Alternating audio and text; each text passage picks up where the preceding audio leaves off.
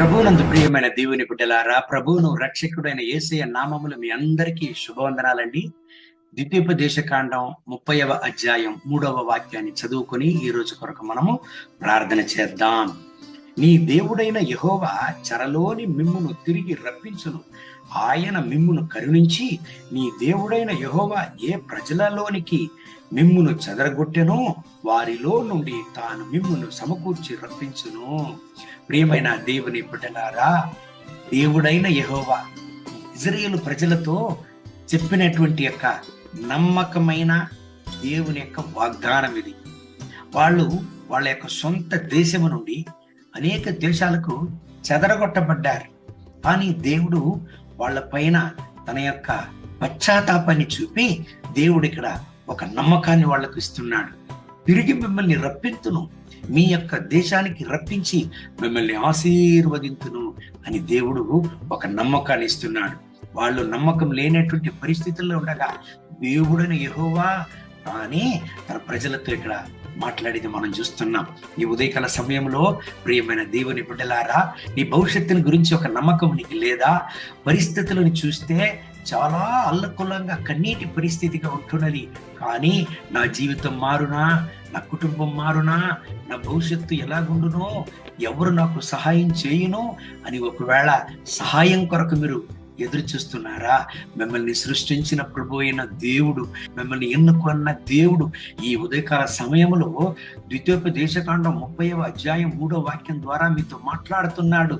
మీ యొక్క సకల బంధనములను దేవుడు విడిపించి, మీ యొక్క సకల బంధనములను దేవుడు నిర్మూలించి, సకల చెరసాల పరిస్థితుల నుంచి మిమ్మల్ని విడుదల చేసి, ఏమైతే మీ జీవితంలో కోల్పోయారో, ఏ ఆశీర్వాదాలను అయితే మీ జీవితంలో మీరు కోల్పోయారో, తిరిగి దేవుడైన యెహోవా ఆశీర్వాదములను మీకు ఇచ్చును.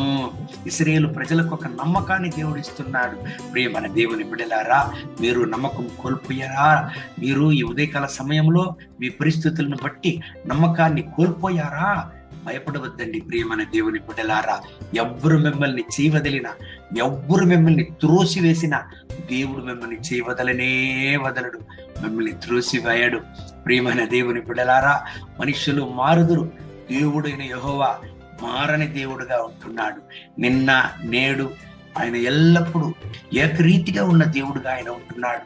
ఆయన అల్ఫా ఒమేహా, ఆయన వల్ల కానిది ఏమీ లేదు. ఆ సర్వశక్తిమంతుడు ఈ ఉదయకాల సమయంలో నీ పరిస్థితులన్నీ మార్చను.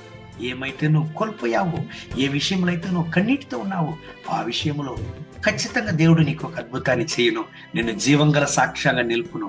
నీ అవమానం, నీ నింద, నీ కన్నీరు, సకల పరిస్థితులు మారి దేవుని యొక్క ఘనతతో నిన్ను నింపి,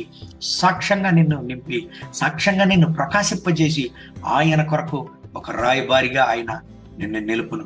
దేవుడి వాగ్దానం ప్రకారం ఈ రోజంతా మిమ్మల్ని ఆశీర్వదించి దీవించి నడుపును గాక. కళ్ళు మూసి ప్రార్థన చేద్దామండి.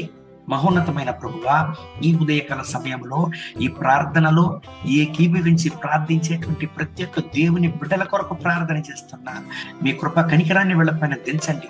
వీళ్ళ నింద మారును గాక, వీళ్ళ అవమానం మారును గాక, వీళ్ళ నష్టం మారును గాక, సకల చరచాల పరిస్థితులు మారి నా దేవా వీళ్ళ జీవితంలో ఒక అద్భుతాన్ని వీళ్ళు చూద్దురుగాక. ఇప్పుడే నా రక్షక, వీళ్ళ నమ్మకం లేని యొక్క పరిస్థితుల్లో పరలోకపు నమ్మకాన్ని, విశ్వాసాన్ని వీళ్ళకిచ్చి నా రక్షక వీళ్ళను సాక్ష్యంగా నిలపండి. అవును పరిశుద్ధ ప్రభువా, ఏ స్థలంలో నుంచి అయితే పడిపోయారో, ఏ ఆశీర్వాదాన్ని అయితే కోల్పోయారో, ఏ యొక్క సంతోష సమాధానం అయితే కోల్పోయారో వాటిని వీళ్ళకు తిరిగి ఇవ్వండి. జీవంగా సాక్ష్యంగా నిలపండి. మీ యొక్క కనికరం ఇశ్రాయేలు ప్రజల పైన అయితే ఏలాగా నాయన మీరు చూపించారో అదే కనికరాన్ని ఏ బిడ్డల పైన చూపండి. మీ వల్ల కానిది మీకు అసాధ్యమైనది ఏమీ లేదు నాయన. వీళ్ళ జీవితపు పరిస్థితులంతా కూడా మార్చి వీళ్ళని ఆశీర్వదించి దీవించి హెచ్చించండి. మహిమ ఘనత స్తుతి మీకే. యేసయ్య నామములో వేడుకుంటున్నాము మా ప్రియ పరలోకపు తండ్రి. ఆమేన్, ఆమేన్.